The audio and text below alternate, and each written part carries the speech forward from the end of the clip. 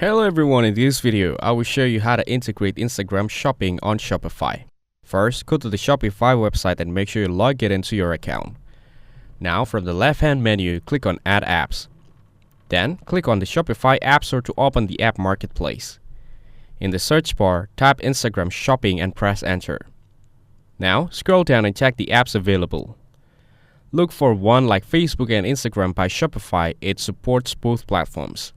Click on the app to open its page. Then, click on the Install button. A new screen will appear. Click Install App again to confirm. After installation, you'll see an option to connect account.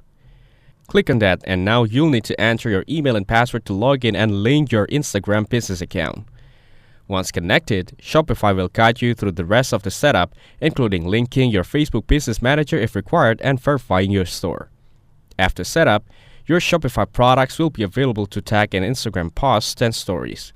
If this video was helpful, please consider leaving a like and subscribe to the channel. With that being said, I'll see you in the next video.